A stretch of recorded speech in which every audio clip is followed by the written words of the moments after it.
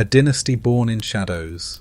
In the early 5th century, as the colossal frame of the Western Roman Empire began to sag under its own weight, the frontiers that had once been patrolled by disciplined legions fell strangely quiet. Across Gaul, the fading authority of Rome left behind a vacuum, a silence pregnant with both danger and opportunity. It was into this silence that a shadowy dynasty emerged, claiming a place not only on the political chessboard but also in the tapestry of legend. These were the Merovingians, a family whose origins seemed to straddle the thin line between history and myth. The historical record offers us a tantalizing foothold. Around the year 481, a young warrior named Clovis inherited leadership of the Salian Franks. His rise marked the beginning of a united Frankish kingdom and, more crucially, the formal appearance of the Merovingian name in the chronicles. Yet the story refuses to stay grounded in ink and parchment. Chroniclers like Gregory of Tours tell us that the dynasty's founder, Merovec, was said to be the son of a sea creature, a beast that came from the depths to mingle with human royalty. Scholars still debate whether this was a misunderstood pagan symbol, a later Christian smear, or an intentional mystique cultivated by the family themselves. Picture the landscape they inherited. Roman roads still threading through forests that had grown thick over abandoned farms, villas and bathhouses decaying quietly beside rivers that once carried imperial grain, and fortified hilltop settlements bracing for raids from every compass point. Into this uncertain land rode the Frankish warbands, their leaders wrapped in furs, their swords bearing both practical steel and talismanic symbols. To neighbours and rivals, the Merovingians seemed a breed apart, neither entirely Roman nor fully barbarian. Part of the mystery lay in the subtle way they adopted fragments of Roman statecraft without surrendering their tribal character. They used Latin scribes, minted coins, and even issued decrees that mirrored imperial edicts, yet they ruled from moving courts rather than fixed capitals. Theirs was a kingship rooted not just in political command, but in a deep, almost sacred charisma. This charisma, what medieval chroniclers called the virtus regia, seemed to carry a supernatural dimension in Merovingian hands. It's here that we meet one of the first quirks of their legend, the belief that their blood carried a special potency. The sea beast origin story was not just a fireside tale, it was part of a framework that made their authority feel inevitable, even inviolable. In a world where lineage was as much a weapon as the sword, the Merovingians cultivated an aura of otherworldliness. The political benefit was clear. To oppose them was to oppose a force older and stranger than mere politics. By the time Clovis converted to Christianity in 496, baptized in Rheims by St. Remigius, the dynasty's dual nature was complete. They were both sons of the church and heirs of an unspoken, perhaps even pre-Christian, power. This conversion is mainstream history. The crown and the cross became intertwined. But even here, fringe details persist. Some later chroniclers whispered that Clovis had negotiated terms with heaven itself, that in exchange for his baptism, his line would hold a hidden role in divine history. Such tales are impossible to prove, yet they cling to the Merovingian image like ivy on a ruin. And if we step back, we see the foundation being laid for centuries of speculation. The blending of battlefield skill, Roman administrative cunning, Christian blessing, and pagan myth created a dynasty that was both firmly real and strangely untouchable. In this strange twilight between Rome and the Middle Ages, the Merovingians began their slow climb to dominance, a climb watched with equal parts awe and suspicion by their allies, their enemies, and perhaps even by the church that claimed them. What they carried forward, whether bloodline, relic, or secret, would, for generations, remain just out of reach of clear understanding. The long-haired kings, the first thing one noticed about a Merovingian king was not his crown nor his armour, but his hair. Long flowing locks, often left unbound, marked them out in courts and on battlefields alike. It was no mere style, it was a declaration. In the political theatre of the early medieval world, this hair was both a badge of authority and a barrier against usurpation. A shorn Merovingian was a dethroned Merovingian. Mainstream historians tell us this was more than vanity. Hair, in Frankish tradition, symbolized the sacred life force of the ruler. The idea resonated with older Germanic customs, where kings were semi-sacred figures, bound to their people by oaths, rituals, and blood. Cutting a king's hair was equivalent to cutting away his legitimacy, his virtus regia. It was, in a sense, political assassination without the mess of bloodshed. Scholars still debate whether this symbolism had ancient pagan roots or whether it was adopted and reshaped under Christian influence to fit the idea of an anointed ruler. The Merovingians took this custom to extremes. Chroniclers describe kings like Clothar II or Dagobert II with hair cascading past their shoulders, framing their faces like a living halo. In public processions, the hair seemed to blur the boundary between man and myth, human and divine. Even their enemies acknowledged its significance. The Carolingians, those who would one day usurp the throne, understood that to strip a Merovingian of power, one had to strip him of his hair. A striking example comes from the story of King Childeric III, the last Merovingian ruler. When Pepin the Short deposed him in 751, the final act was not the removal of a crown, but the cutting of his long hair. This symbolic beheading ended 2.5 centuries of rule in a single gesture. But while hair served as a visible marker of authority, it also became part of the dynasties' mystique. In certain legends, their hair was said to carry magical properties, perhaps a reflection of the earlier myth of Merovec's sea beast parentage. Fringe accounts claimed strands of Merovingian hair were kept in reliquaries, much like the bones of saints, guarded by loyal retainers who saw them as tangible fragments of divine power. The association between hair and holiness was not unique to the Franks. Samson, in the Hebrew scriptures, drew his strength from his uncut locks. Celtic chieftains, too, were famed for their long, lime-washed hair. The Merovingians, however, made it central to the performance of their kingship. In audiences with foreign envoys, the long hair became a silent yet potent political signal, an unspoken reminder of the dynasty's sacred claim. We must imagine a royal court in the early 7th century, banners of deep crimson, the scent of beeswax candles and spiced wine, the rhythmic sound of a bard's harp. At the centre sits the king, not upon a high marble throne, but in a great wooden chair carved with spirals and beasts. His hair catches the firelight, shimmering like a river in sunlight. This was kingship as spectacle, carefully curated, deeply symbolic, and unshakably tied to identity. Yet the custom carried a vulnerability. When a dynasty's legitimacy rests on something so tangible, it can be targeted. Rivals could reduce a king to a commoner with a single stroke of the shears. This fragility was not lost on the Merovingians. Perhaps it explains why they also cultivated more hidden forms of authority, alliances sealed by marriage, control over sacred relics, whispered claims of divine ancestry. Hair was the visible crown, but behind it was a lattice of political, religious, and cultural claims, all woven together to sustain the Merovingian mystique. And as the dynasty grew, so too did the forces that sought to undermine it, not just on the battlefield, but in the quiet, dangerous realm of symbols and stories. Dagobert's fatal crown. By the mid-7th century, the Merovingian line was well established, their long-haired kings reigning across vast tracts of what is now France, Belgium, and Western Germany. Yet even at the height of their power, the seeds of danger were quietly taking root.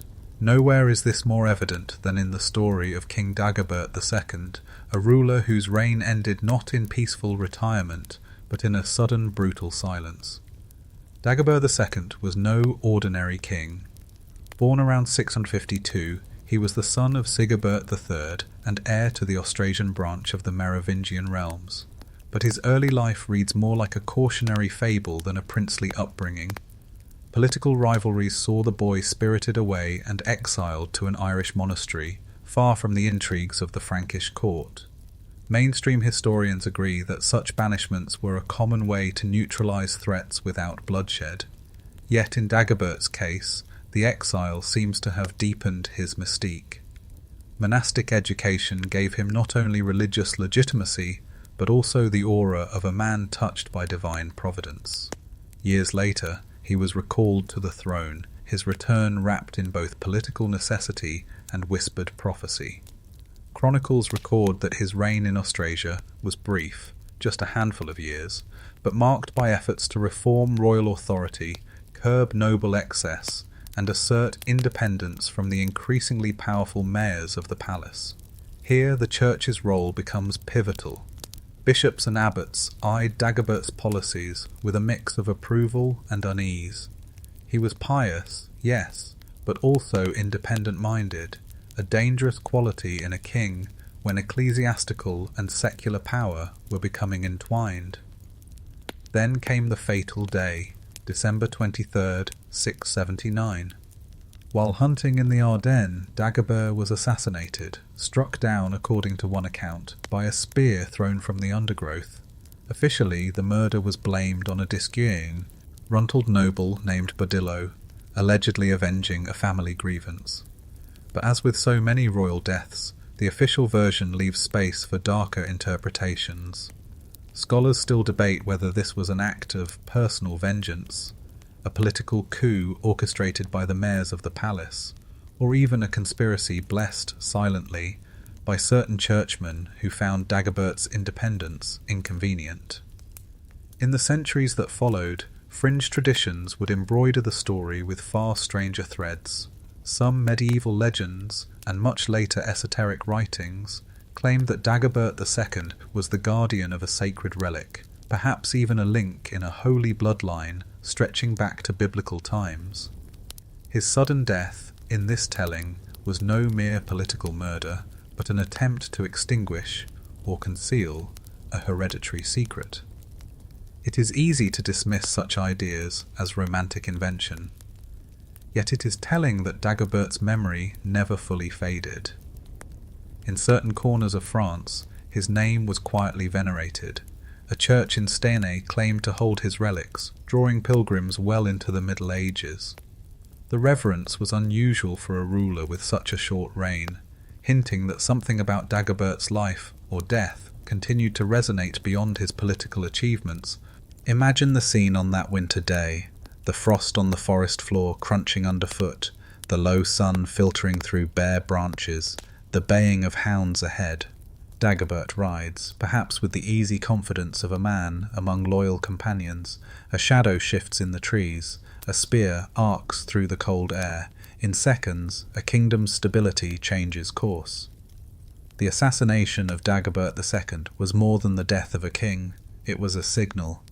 It revealed the fragility of Merovingian power, the growing audacity of their rivals, and perhaps the lengths to which some would go to erase a lineage or claim its secrets for themselves. The crown he wore, symbolic, sacred, and perhaps, in some imaginations, cursed, would pass to others. But the questions surrounding that December hunt still hang in the cold Ardennes air, unanswered, a church uneasy. By the time Dagobert II's blood stained the frost of the Ardennes, the relationship between the Merovingian crown and the Catholic Church had already grown complex, an intricate braid of alliance, rivalry, and quiet suspicion. The kings traced their Christian credentials back to Clovis's baptism in 496, a moment celebrated in both royal propaganda and ecclesiastical histories. Yet beneath the ceremonial unity, tensions smouldered. The Church of the 7th century was no longer merely a network of bishops and monasteries. It was an institution learning to wield political influence as deftly as it preached doctrine. In the Frankish realms, bishops often acted as royal advisors, mediators, and diplomats, but they also guarded their own prerogatives fiercely. The Merovingians, for their part, saw the Church as both a legitimizing force and a potential rival for hearts, minds, and land. Mainstream records show repeated clashes over property rights, appointments of abbots and bishops, and the immunity of church lands from royal taxation. Kings like Clothar II and Dagobert I issued charters granting privileges to monasteries, yet these favours often masked negotiations or compromises born of political necessity. One particularly telling example comes from the rise of Luxeuil Abbey in Burgundy under the Irish monk Columbanus.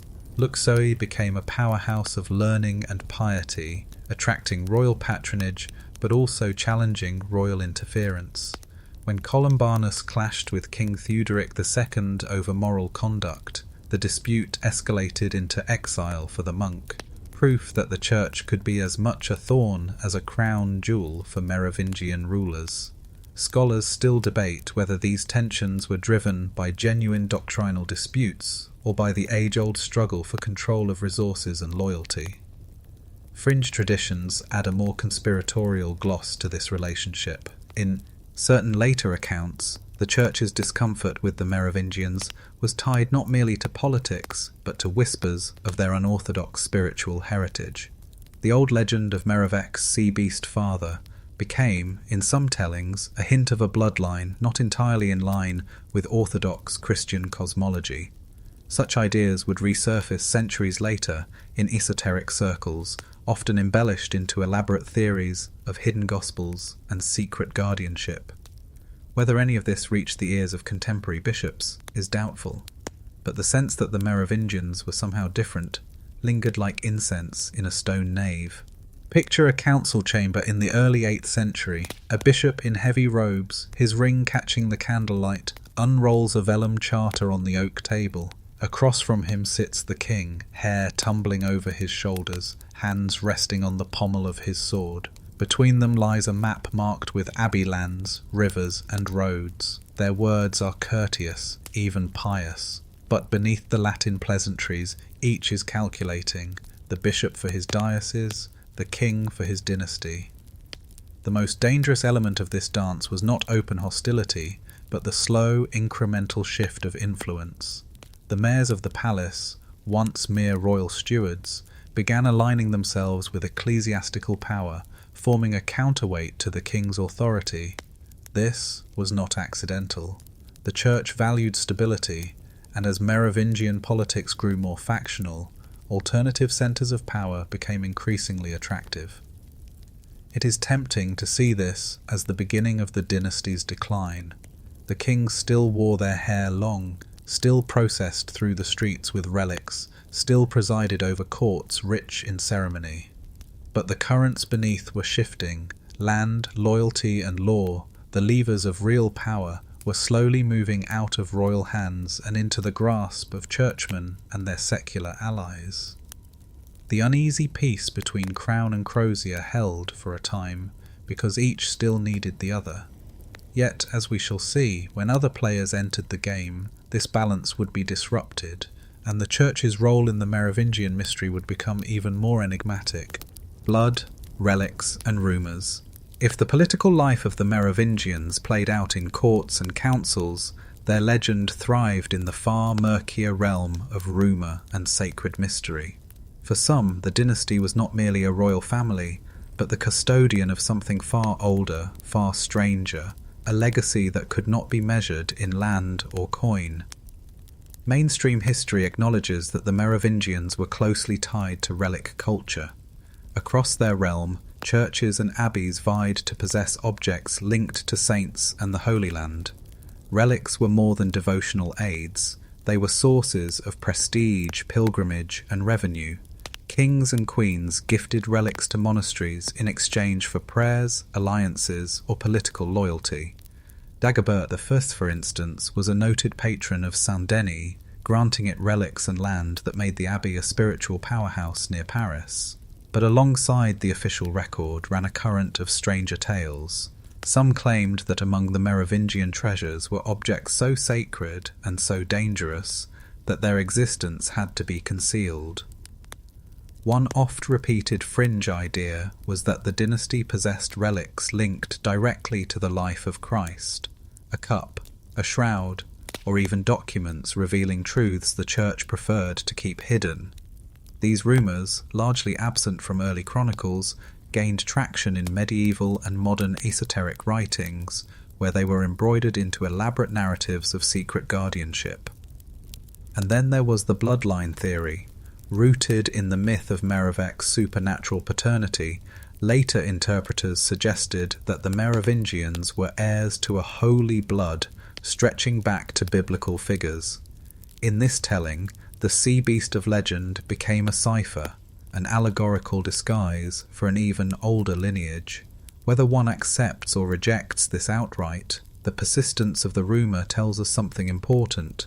The Merovingian has inspired not only loyalty and fear, but also an enduring fascination that outlived their political power. Scholars still debate whether such myths were crafted by the dynasty to elevate their prestige, or whether they arose organically from a mix of folklore, misunderstanding, and political propaganda.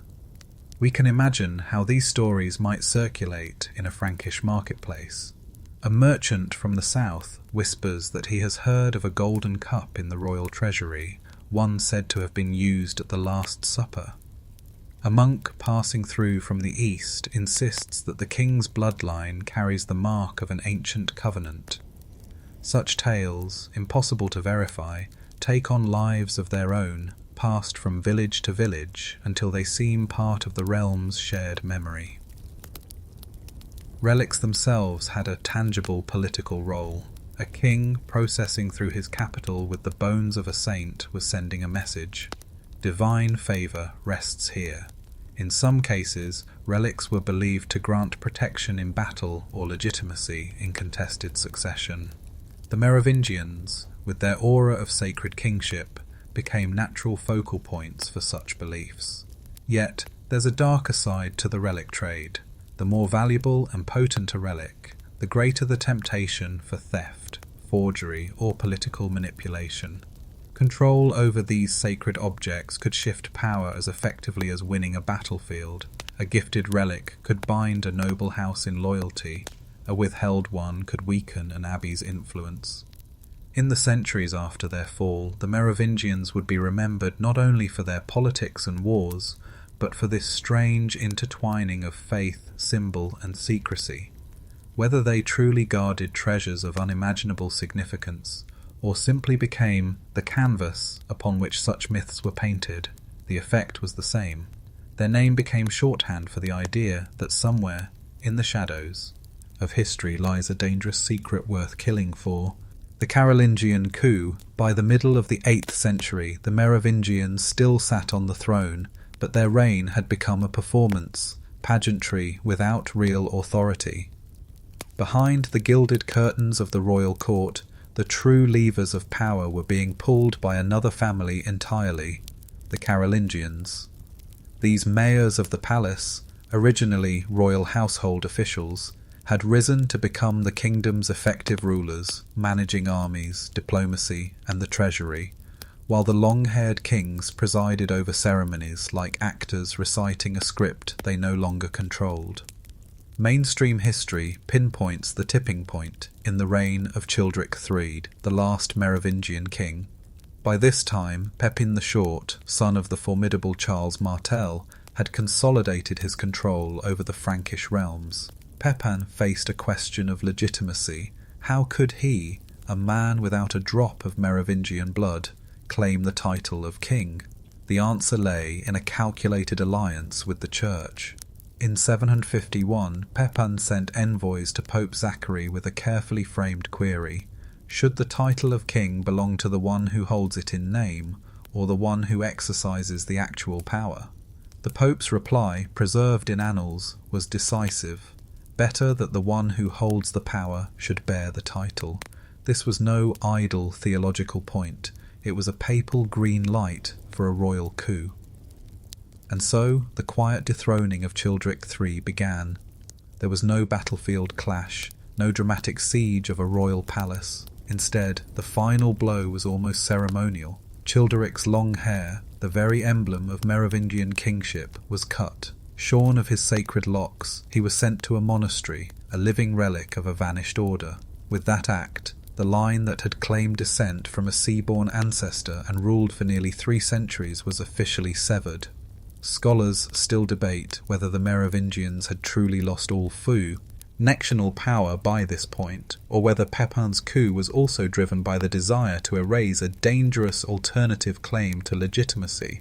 After all, a dynasty steeped in myth and sacred kingship cannot simply be ignored, it must be neutralized completely. Fringe theories add another layer. Some claim the Carolingians were not merely political opportunists, but agents of a deeper agenda, perhaps working in concert with church leaders to suppress whatever relics, documents, or bloodline secrets the Merovingians might have possessed. In this reading, the haircut was not just a political humiliation, but the symbolic cutting off of an entire tradition the new order preferred forgotten. The imagery of the transition is striking. Imagine the court at Soissons, the last Merovingian king seated on a carved chair, his hair falling in loose waves past his shoulders. A figure steps forward with shears, no blood, no violence, just the whisper of hair falling to the floor. Outside, courtiers and churchmen exchange measured glances, aware that they are witnessing the passing of an age. For the Carolingians, the rewards were immediate. Pepin was crowned king with papal blessing, a fusion of Frankish military authority and Roman spiritual endorsement that would culminate in his son Charlemagne's imperial coronation in 800. But for all their power, the Carolingians could not entirely erase the lingering fascination with the Merovingians. In monasteries, in whispered tales, and in the scattered relics tied to the old line, traces of the long-haired kings persisted, like embers that refused to die. What vanished in those quiet weeks of 751 was not just a royal house, but a political order built on a unique blend of myth, charisma, and sacred symbolism. What survived, hidden in the folds of history, was the question of why that order had to be ended so thoroughly, hidden in plain sight. When the Carolingians took the throne, it might have seemed the Merovingians had been neatly written out of history, confined to the margins of dusty chronicles, their symbols clipped away like the locks of their last king. But history has a way of hiding its most stubborn threads in plain view, and the Merovingian legacy was no exception. Mainstream accounts tell us that monasteries, those quiet fortresses of faith and learning, became the repositories of vast archives during the Carolingian era. Here, the official versions of events were recorded, carefully edited to suit the new regime's narrative. Yet not all scribes were equal in their loyalties. In abbeys like Saint-Denis or Saint-Germain-des-Prés, where Merovingian patronage had once been lavish, subtle traces of the old king's memory persisted in charters, liturgical calendars, and marginal notes. Scholars still debate whether these remnants were deliberate acts of preservation or simply the inertia of monastic record-keeping. But the result was the same. The Merovingians survived not in defiant monuments, but in small, stubborn details. Land grants still attributed to their reigns, feast days honouring rulers like Dagobert II, and relics whose provenance pointed back to an earlier, more enigmatic time. Fringe writers take this further, suggesting that certain monastic orders acted as custodians of the dynasty's deeper secrets, whether relics of great power, genealogical records, or even encoded theological texts. In this telling, the monks were not merely historians but guardians, quietly maintaining a link between the present and a lineage thought extinguished. Some point to cryptic symbols in illuminated manuscripts, unusual tomb carvings, or unexplained gaps in abbey inventories as signs of a hidden tradition running parallel to the church's official history. Consider the abbey library in the 9th century, a room lit by narrow windows, the scent of parchment and ink heavy in the air. A young scribe dips his quill and copies a royal grant from a century past. In the margins he adds a small, almost invisible flourish, a fishtail motif, perhaps recalling Merovech's legendary origin. To most, it's just decorative. To a few, it's a sign that the old bloodline is remembered. Even outside the cloisters, echoes of Merovingian identity found ways to persist. Folk traditions in parts of Gaul continued to tell stories of long-haired kings who could heal with a touch, or whose presence brought fertility to the land. Place names carried the syllables of Merovingian rulers. Village festivals marked anniversaries of their reigns without fully realizing their origins. The Carolingians, for all their dominance, may have underestimated the resilience of these traces. Power can command armies and rewrite laws, but it is harder to erase a lineage woven into local memory, faith, and legend. In this sense, the Merovingians were not so much destroyed as they were submerged, like a river flowing underground, its course hidden yet unbroken. And perhaps this was the most dangerous part of their legacy.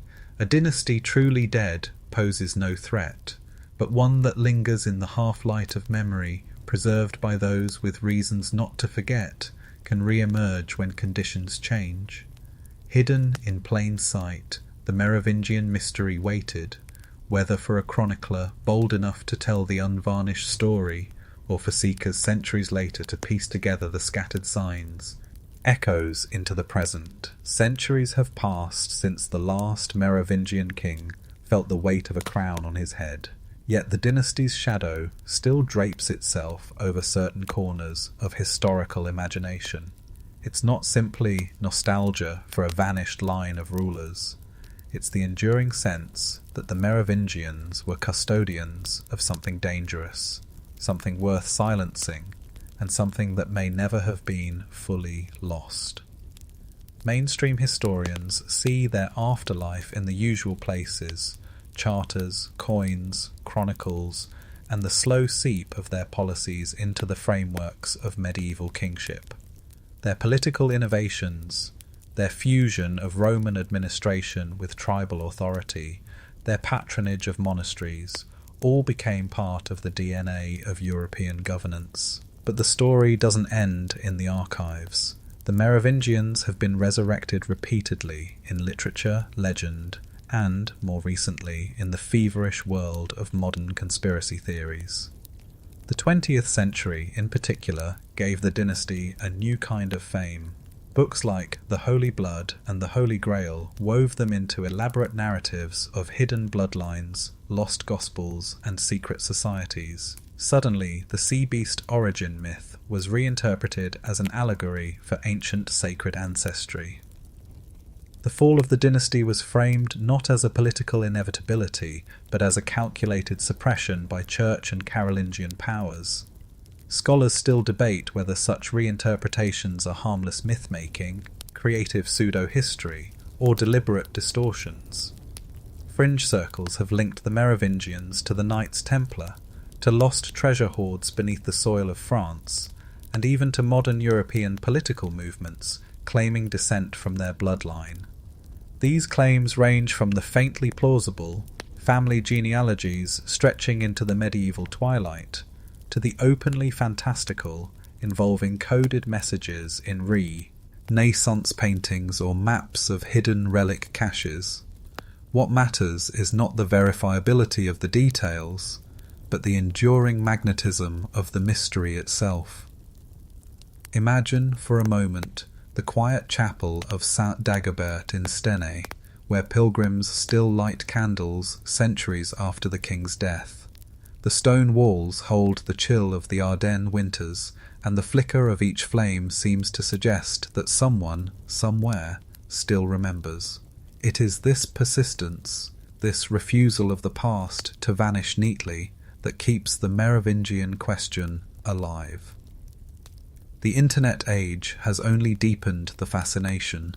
Forums, podcasts, and documentaries speculate endlessly. Were the Merovingians protectors of a heretical truth? Did their relics survive the Carolingian purge? Could their bloodline still exist, hidden among the nobility of Europe? In these digital echo chambers, medieval politics merges with modern pop culture. creating a strange afterlife where fact and fiction are bound as tightly as the strands of a Merovingian king's hair. Perhaps that is the real legacy. Not the certainty of what they were, but the uncertainty of what they might have been. The Merovingian mystery endures precisely because it sits at the intersection of history and myth, open to the interpretation of each new generation. Like the relics they once guarded, or were said to guard, the truth may be hidden in plain sight, waiting for someone with the patience or the obsession to find it. Conclusion: the Merovingians emerged in the fractured landscape left by Rome's collapse, blending tribal kingship, Roman governance, and a carefully nurtured mystique into a dynasty unlike any other. Their long hair became both crown and chain. Their relics, real or imagined, became symbols of divine favour. Their fall, a lesson in how power can be transferred without a single drop of blood. Yet what survived was more than a footnote in medieval history. It was a legend that proved too potent to die. From monastic margins to conspiracy bestsellers, the Merovingians remain an unfinished chapter, their true story always just beyond reach. And perhaps that is fitting, for in the shadows between what we know and what we can only guess, they still rule, if not over kingdoms of land, then over kingdoms of the mind.